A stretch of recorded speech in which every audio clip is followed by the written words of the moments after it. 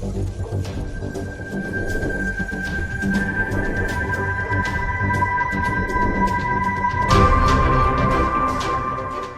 everyone. Today it is a book club night, so we have a special treat for you. We have the book called Personality Plus by Florence Littauer. I'm going to go straight into the sections that we have for the book club. Today is the first time that we're doing it in English. So the first section is some information about the book. It was published in 1983. So it's a book quite old. It was also the basis for a series of other books such as Personality Plus for Parents, for Couples, and others. It has sold, just a Personality Plus, it has sold more than 1.5 million copies. It was translated into 30 languages, including Greek. And in Hellas, it was published by Κλειδάριθμος Publications. So if you want to find it in Greek, you can find it. I'm not sure if it's still being published, but I'm sure that you can find it as a used book, and it's really, really worth it to find it and read it.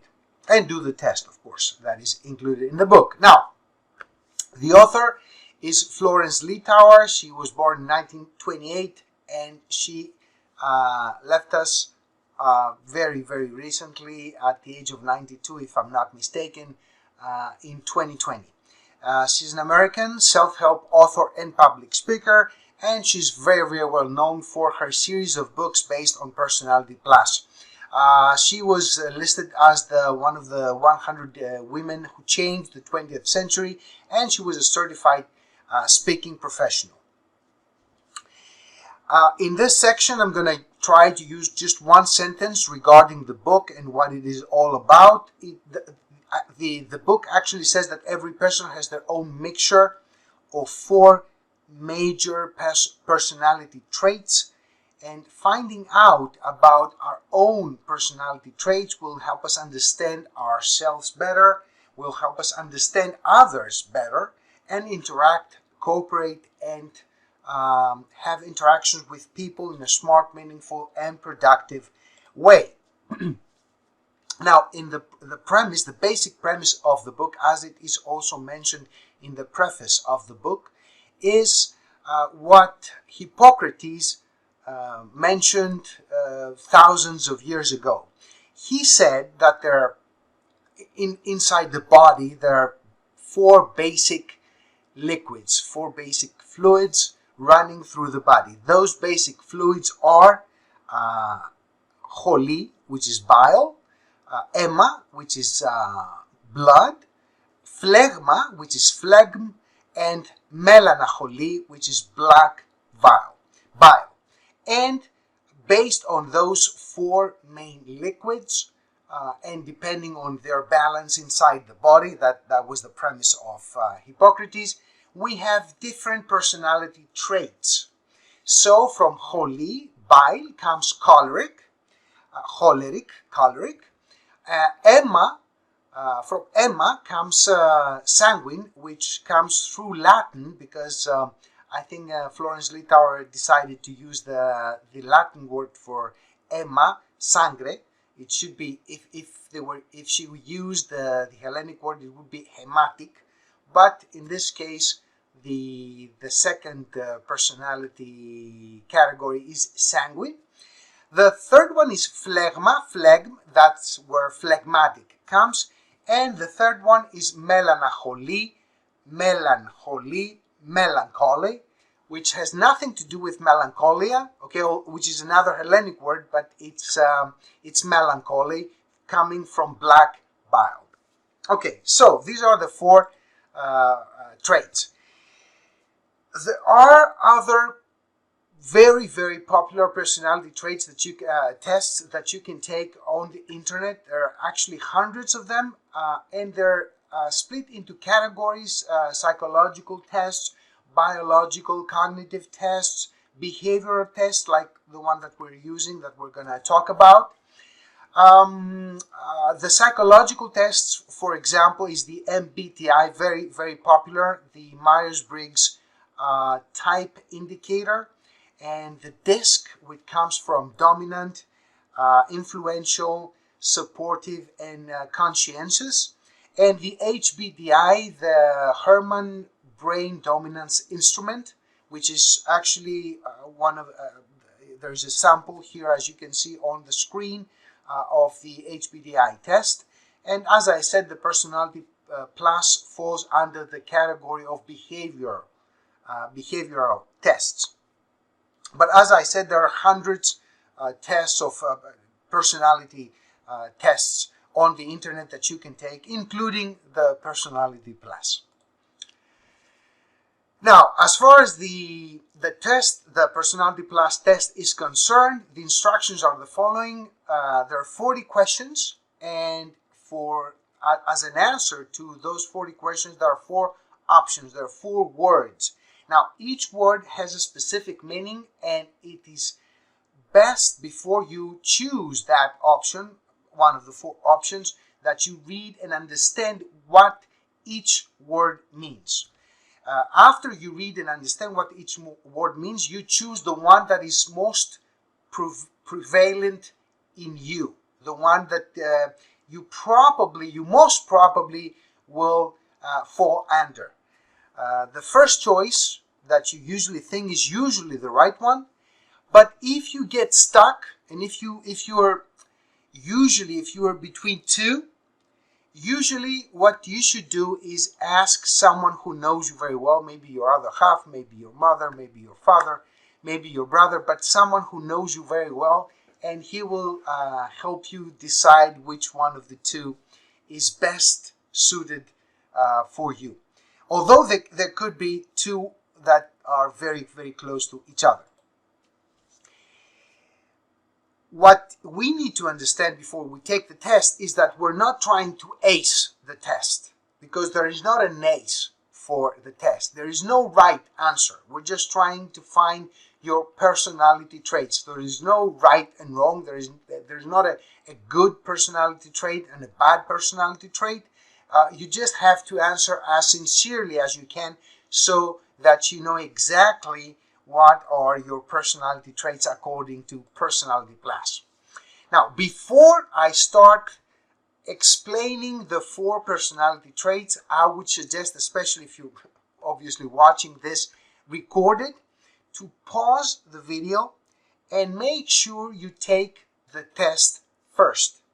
It's better if you don't know anything about the categories, anything about the personality traits, because if you know, then you're tending to choose something specific from the 4 options. If you don't know what are the traits, if you don't know anything about the test, it's much better. So if you want to be fair to yourself and objective, it's better if you pause this video, take the test first, and we'll come back later.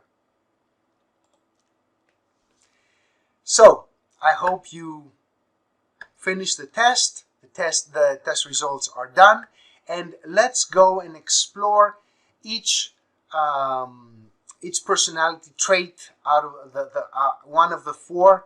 Each one of the 4 personality traits of the Personality Plus book. Of course, I need to tell you that you need to purchase the book, read carefully, because I'm not going to explain everything. I'm just going to give you the main traits and the main strengths and weaknesses of each personality trait. Now, the first personality trait is called the Popular Sanguine. It's the sanguine, but we're adding the word popular, and he's the talker. He's usually the one who talks a lot. And the sanguine is the one who wants to do it the fun way. Having fun is the prime motivator for the sanguine. The strengths of a sanguine is that he's very sociable, he's charismatic, he's outgoing, he's usually the heart of the group. He's usually the one who is in the center of the group. In a party, you will find him or her in the center of the party, everybody around. She's telling jokes, everybody's laughing. She's she's like the person who is responsible for the enjoyment of the group.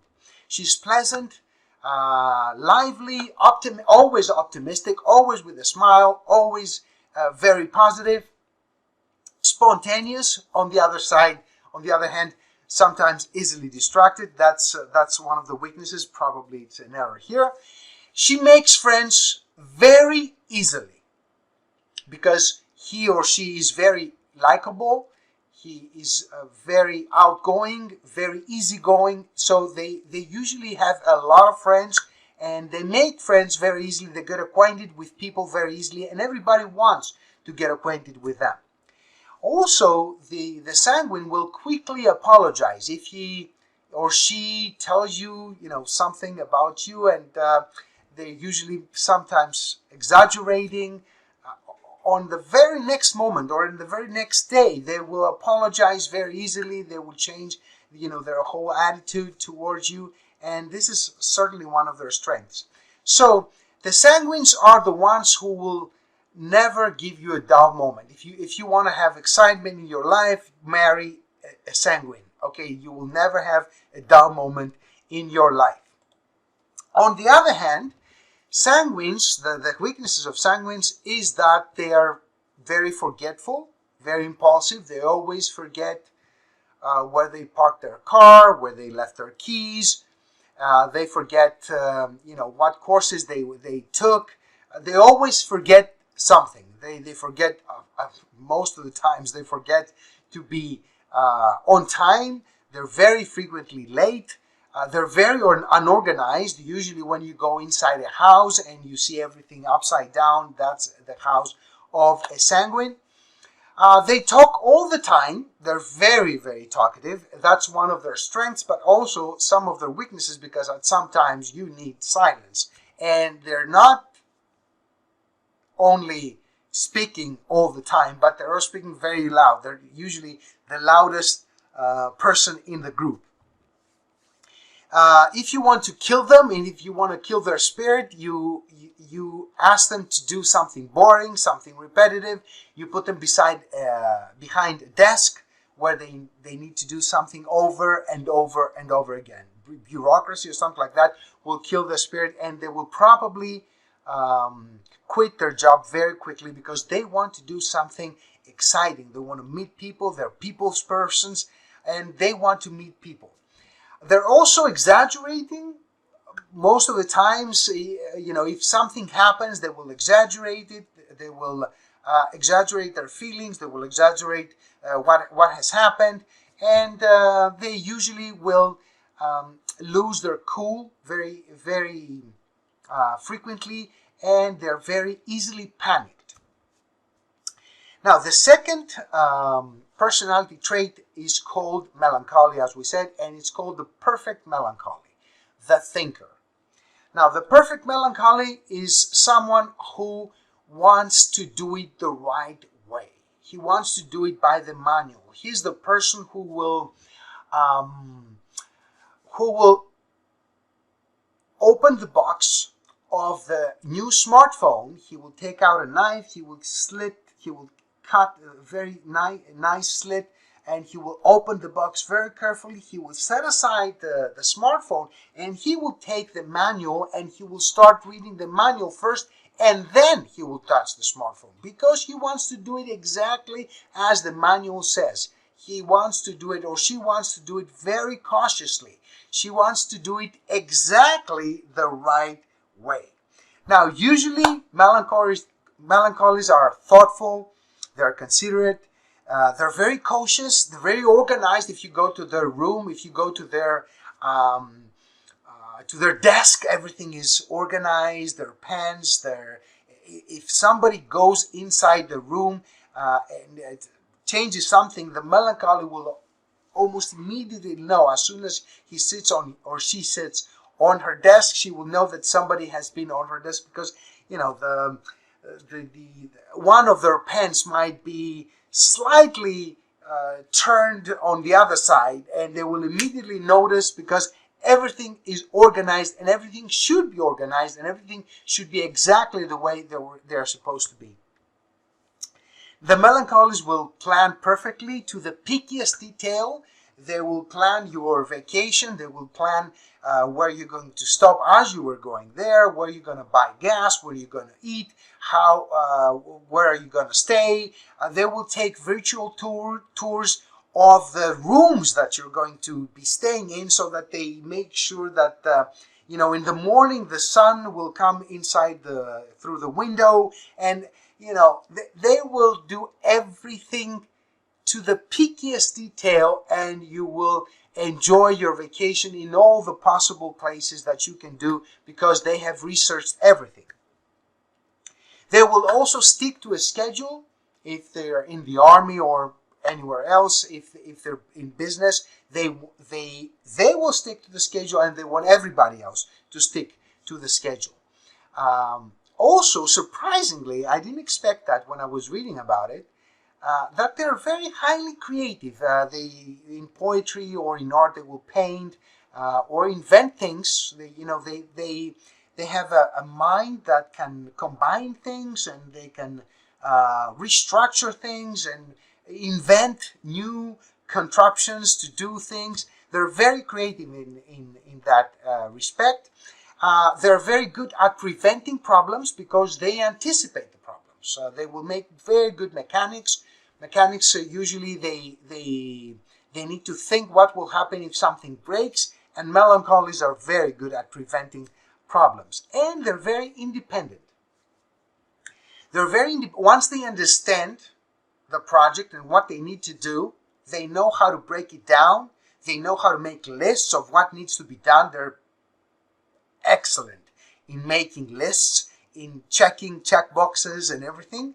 And once they know what they need to do, they're very independent. They will not ask you again. They will just do it. They will do it until the end.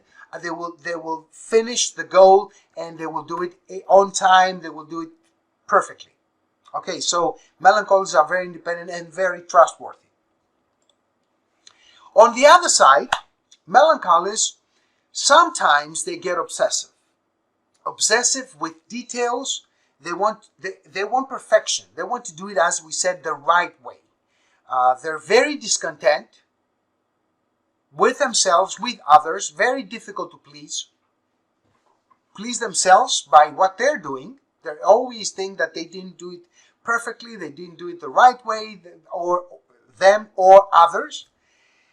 Sometimes they analyze things so much, they prepare things so much, they investigate things so much that they don't do it. I mean, they organize the vacation for so long that the summer is over. So what we call it analysis paralysis. From too much analysis, too much information comes paralysis. And sometimes they're too cautious in doing things if they don't have enough information. Now, because of that, because of being too cautious, they procrastinate because they're waiting for the perfect conditions. They're waiting for the perfect moment so that all the stars are aligned and everything is ready for them to do the first step. And because of that, they procrastinate. And sometimes when things are not going perfectly, which is very, very often, and things are not falling into place exactly as they had planned, they become pessimistic and they're prone to moodiness and depression. If somebody's a melancholy, it's much more likely to be depressed than any other of the personality traits as we have. Let's move on to the third one, the powerful choleric, the doer. Okay, so the powerful choleric, he is the leader. He is the one who's going to take the reins, and he was going to move forward, and he will say, follow me, we're going to do it my way. You do it my way or get out of my way. You do it my way or it's the highway. Get out of my way. I'll do it, and I'll do it right. Now, cholerics are natural leaders. You will find them usually in high organizational structures, in high places in organizational structures. They know how to delegate.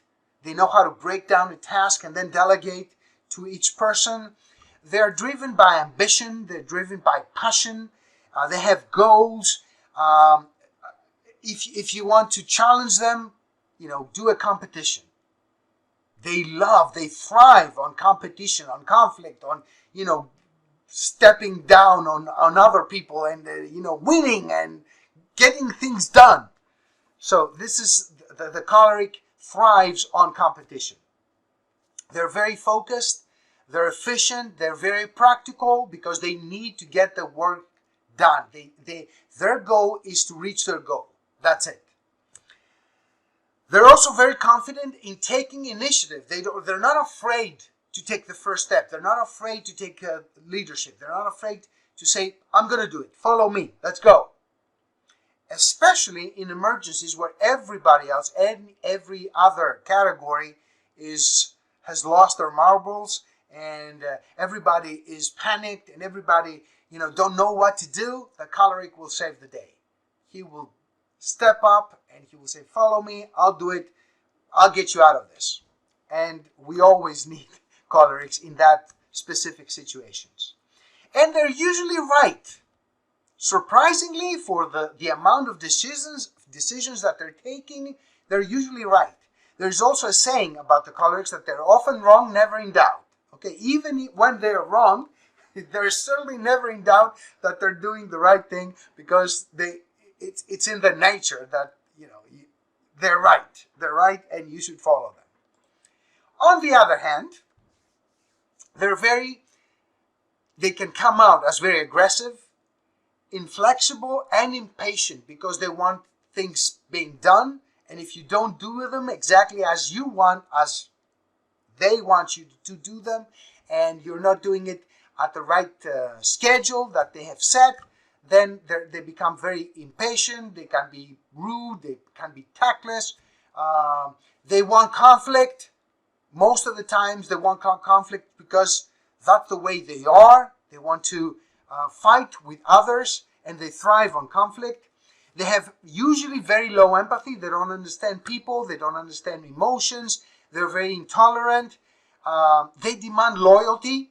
They expect from you to follow their leader no matter what, even if they ask you to fall off a cliff or whatever.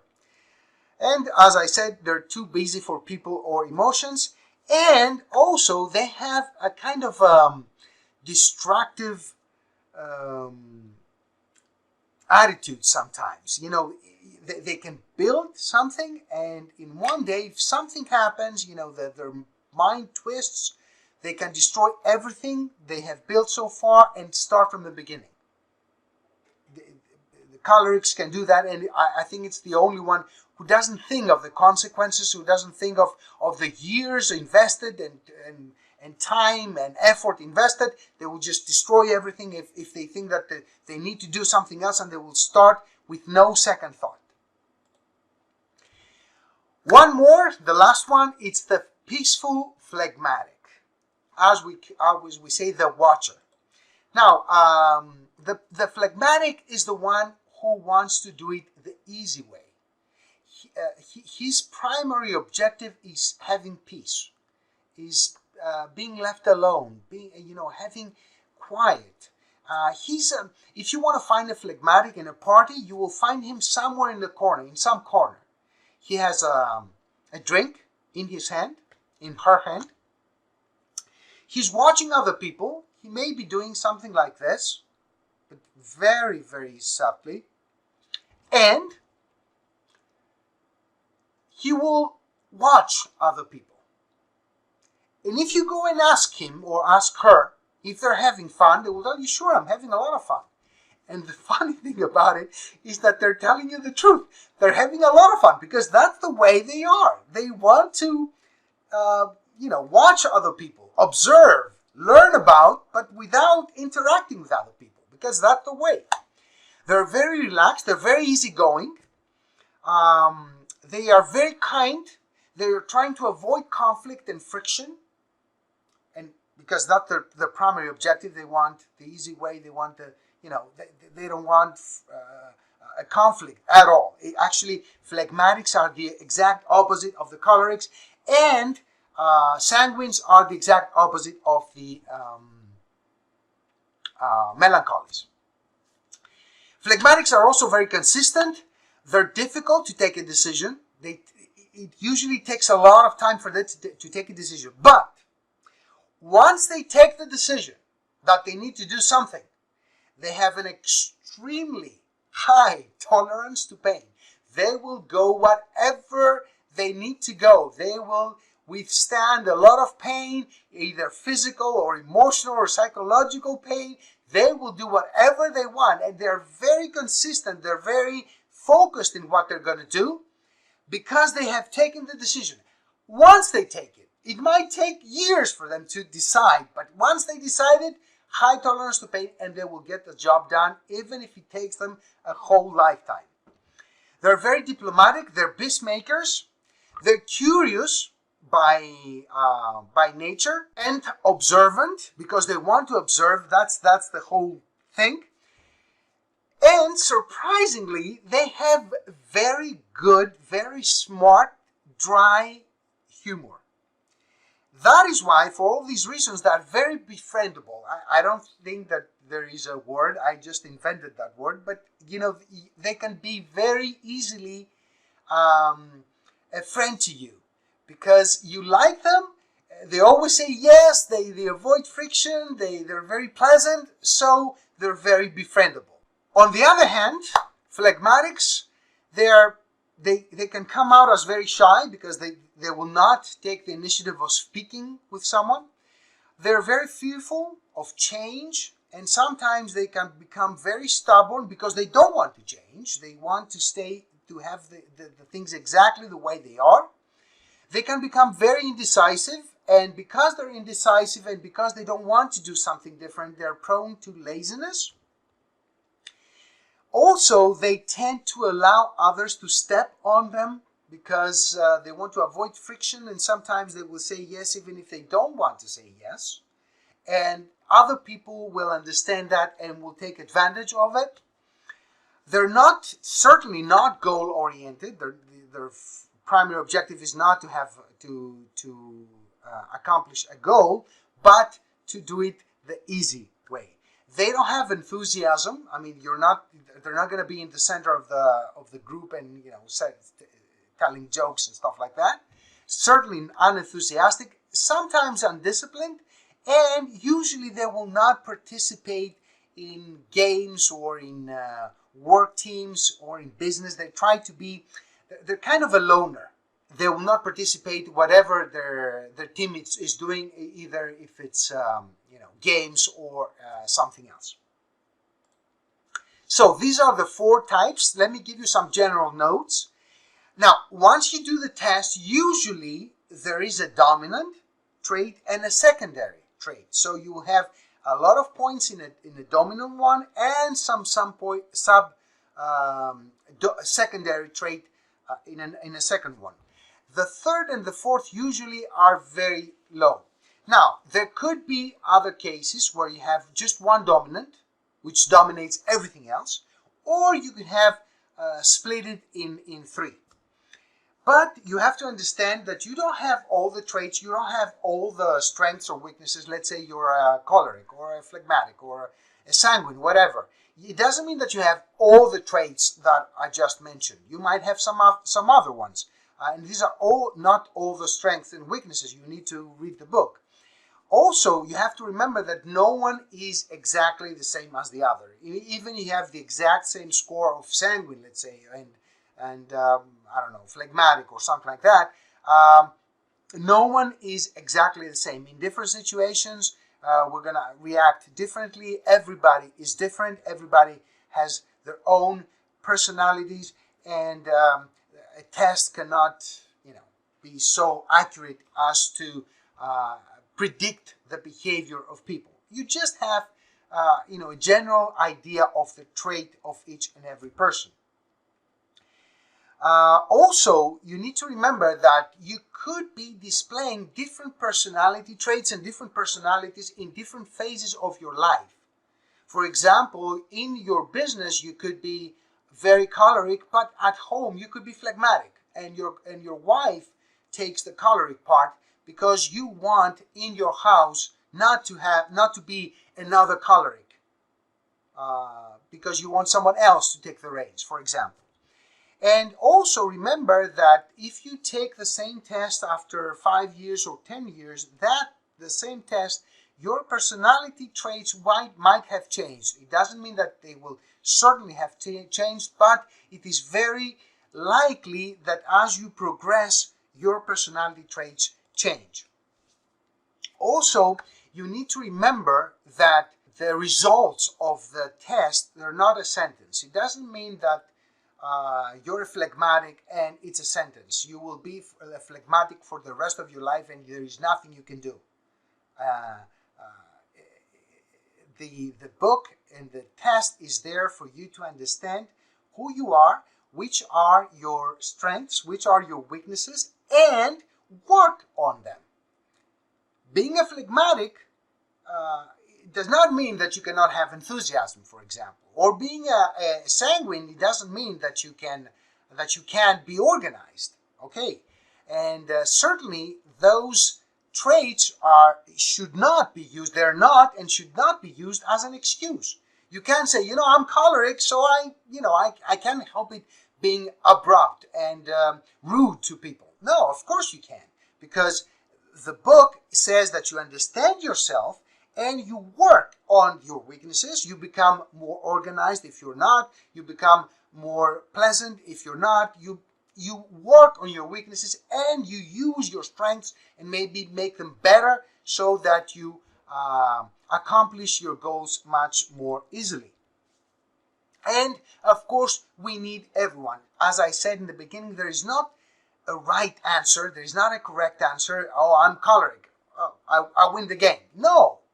Choleric doesn't mean that he wins the game, because we all need everyone. The choleric might be the leader. He say, follow me, let's go. We're going. And then the phlegmatic, and then the melancholy comes. He says, yes, we have to go this way.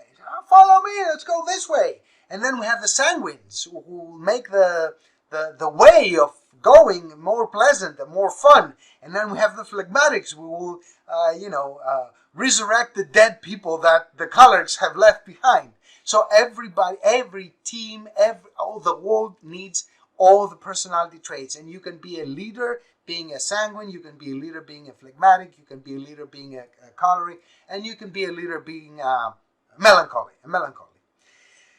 Now, a very quick personal note. I read it in 1996. I was 26 by then, and I'm really grateful that I read it at that age.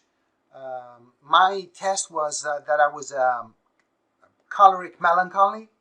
It became part of my thinking, and I hope it becomes part of your thinking, because you will be able to understand a lot about yourself, a lot about other people, how they react, why they react this way.